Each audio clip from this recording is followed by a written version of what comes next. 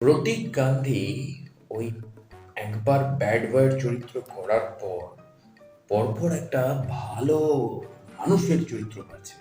মানে এটা দেখে খুব অবাক লাগছে। মাঝখানে আমরা তার 'অগ্নি' দেখলাম।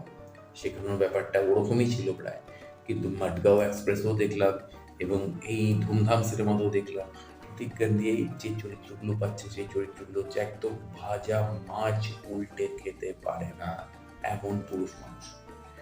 তো এক্স্যাক্টলি প্রদীপ গান্ধীকে অবাক লাগে দেখতে এবং এটা খুব ভালো যে ব্যাপার যে অভিনয় সত্তা এবং সে অনেক বছর, অনেক বেশি বয়সে সে ব্রেক পেয়েছে বলিউডে। যেটা হয়তো অনেক ইয়ং বয়সে তার পাওয়া উচিত ছিল। সেখানে দাঁড়িয়ে সে অনেক বেশি বয়সে বলিউডে ব্রেক পেয়েছে। অনেক দিনের তার স্ট্রাগল লাইফ। তো সেইখানে দাঁড়িয়ে তার ১ম প্রজেক্টটি তাকে ব্লকবাস্টার উচ্চতায় নিয়ে যায় সেটা হচ্ছে 'স্ক্যাম 92'।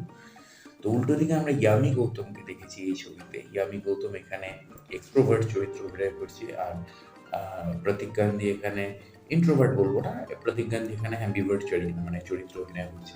তো এক্স্যাক্টলি ছবিটা একটি সাউথ ইন্ডিয়ান সিনেমা থেকেও ইন্সপায়ার্ড অনেকটা।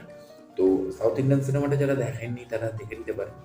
মোটামুটি রোমান্টিক মানে রমকম থ্রিলার হিসেবে ছবিটা এই মুহূর্তে আপনাকে এন্টারটেইনমেন্ট করবে। মানে আপনি ধরুন 'ছাবা' দেখার পর যদি ট্রমাটাইজড হয়ে থাকেন বা আপনি যদি ভাবতে থাকেন যে আমি কি দেখলাম, কি দেখলাম, কি দেখলাম? তো আপনার মেন্টাল রিল্যাক্সেশন এর জন্য আপনি এই সিনেমাটা দেখতে পারেন। সিনেমাটা ভালো কম্বিনেশন এবং সবচেয়ে মজাদার জিনিস হচ্ছে খুব আর্ন করা জুটিটাকে আনা হয়েছে এখানে। প্রতীক গান্ধী, ইয়ামি গৌতম দুজনে দুটো ভিন্ন মেরু। সেখানে ইয়ামি গৌতম প্রায় ২০১১ সাল থেকে বলিউড কামাচ্ছে একটার পর একটা ভালো, ভালো ছবি, বড়, বড় সিনেমা দিয়ে এসছে। আর সেখানে প্রতীক গান্ধী কিন্তু ধীরে, ধীরে উঠছে।